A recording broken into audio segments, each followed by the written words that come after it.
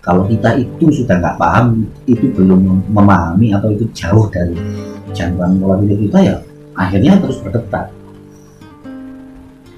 Akhirnya di situ ada IQ-nya seperti ini, EQ-nya seperti ini, SQ-nya seperti ini, AQ-nya seperti ini, CQ-nya seperti ini. Hanya itu saja. Akhirnya saling mengejar, saling balik bertanya, saling berdebat. Jadi di situ tidak ada diskusi. Karena orang yang bisa mengatakan, orang yang bisa menyatakan belum tentu dia Pak.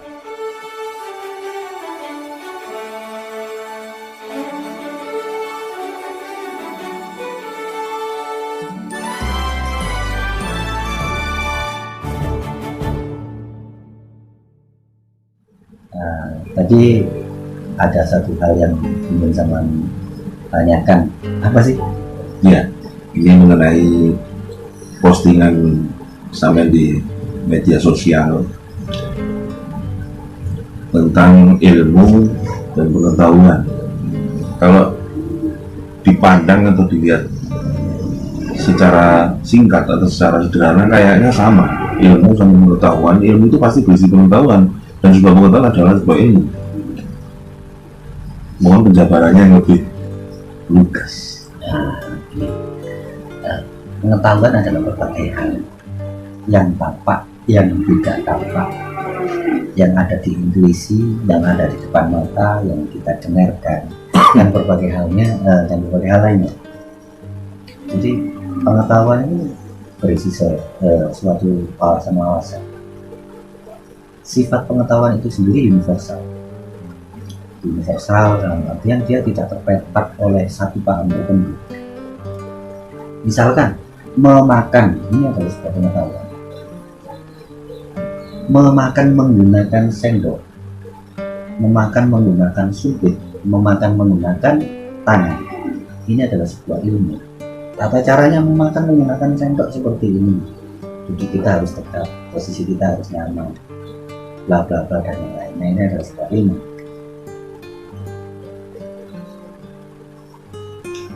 Jadi untuk ilmu agama, ilmu kesehatan,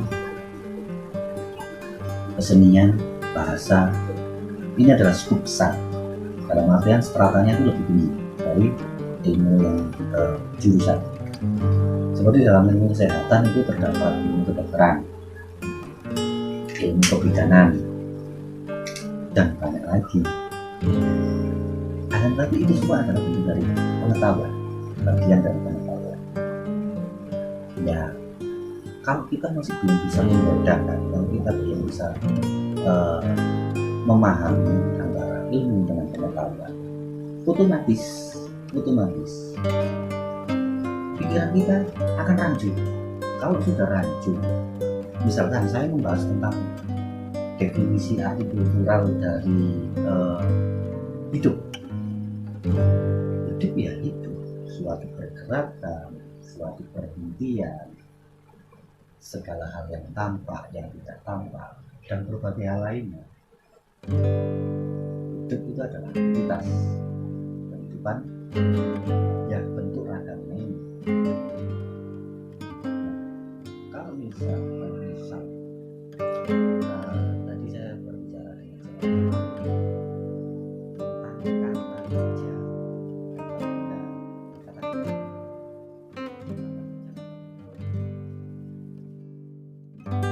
tanya kalimat seru. Nah, itu yang membedakan pemahaman kita itu menjadikan rancu.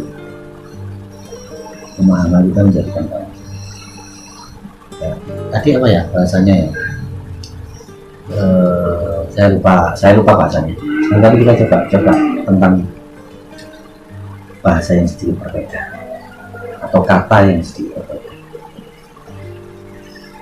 Kata yang sedikit berbeda dari bahasa Jawa aja. Bahasa Jawa. Mrimo ing bantu. Mrimo diartikan menerima. Akhirnya definisi di situ legowo bla bla bla dan sebagainya. Akan tetapi mrimo ing bantu ini adalah kata apa? Kalimat apa? Pernyataan. Nah, pernyataannya yang bagaimana? Ataukah di sini ada kata tanya? Tidak ada. Jadi kata benda, kata sifat, dan lain-lain itu harus kita pahami dulu untuk agar kita mengetahui maksud di balik sebuah kalimat. Kalau kita sudah tidak memahami kata sifat, kata kerja, kata benda, kalimat pasif, kalimat aktif, kalimat seru atau kalimat tanya atau yang lainnya, berbagai hal yang ada di situ, otomatis kita akan terus timbul bentuk tadi. Beda pemahaman. Nah, beda pemahaman itu karena seseorang yang memahami benar-benar dengan seseorang yang seakan-akan memahami ini berbeda. Jadi kualitas berpikirnya ini sudah berbeda, otomatis akan menimbulkan ketimpangan. Apalagi pemahaman objektif tentang ayat-ayat, tentang keyakinan, tentang intuisi, teori spiritualitas, teori mentalitas itu pada dasarnya banyak perbedaan itu karena kita yang tidak memahami, belum memahami maksud. Seperti kemarin saya membahas tentang sastra jenderal Ilmingrat Bangga Tinggi. Apa sastra jenderal Ilmingrat Bangga Tinggi? Saya mengulas, ada salah seorang teman dari Jawa Tengah juga mengulas. Di situ ada persamaan. Kalimat-kalimat beliau menyatakan bahwa arti kultural dari Diu itu seperti ini. Saya menjelaskan di situ bahwa definisi maksudnya seperti ini. Kalau paham kita disatukan, akan bentuk garis tengah sama kok. Karena apa? Beliau memahami maksud, saya memahami maksud. Maksud dari apa? Yang maksud dari pendahulunya ini siapa yang menyatakan tentang sastra jenderal Ilmingrat Bangga Tinggi. Sastra jenderal ada yang menyatakan di situ sastra ini adalah suatu tulisan. Padahal sastra ini adalah bahasa, kecuali sastra cetha. Sastra cetha ini adalah ibaratnya teori. Sastra cetha ini adalah teori, dan teori itu bisa ditulis. Tapi kalau sastra jenderal adalah bahasa dalam artian bahasa ini di sini kata kerja, bukan kata sifat atau yang bagaimana, bukan. Sastra jenderal Ilmingrat Bangga Tinggi itu berarti di sini ada kalimat seru. Kalimat seru di sini sifatnya pergerakan pikiran menuju sesuatu. Jadi poin inti, kalau kita ingin paham tentang sesuatu, ya ilmu itu tahu dulu ini itu apa, pengetahuan itu apa, kata benda itu yang bagaimana, kata sifat atau kata pertama maupun kata kerja itu yang bagaimana, kalimat tanya, kalimat seru dan bagaimana itu yang bagaimana. Itu adalah bekal. Kalau kita itu sudah nggak paham, itu belum memahami atau itu jauh dari jangkauan pola pikir kita, ya akhirnya terus berdetak. Akhirnya di situ ada IQ-nya seperti ini, EQ-nya seperti ini, SQ-nya seperti ini, AQ-nya seperti ini, CQ-nya seperti ini. Hanya itu saja. Akhirnya saling mengejar, saling balik bertanya, saling berdebat. Jadi di situ tidak ada diskusi. Karena orang yang bisa mengatakan, orang yang bisa menyatakan belum tentu dia Pak. Saya rasa seperti itu. Intinya harus memahami dulu dasar-dasar daripada bahasa dulu. Iya, dasar dari bahasa itu. Ini termasuk kata apa, ini termasuk kalimat apa, ajakan atau yang gimana. Baru nanti bisa menimbulkan maksud daripada betul sebuah pengetahuan itu semua. Ya.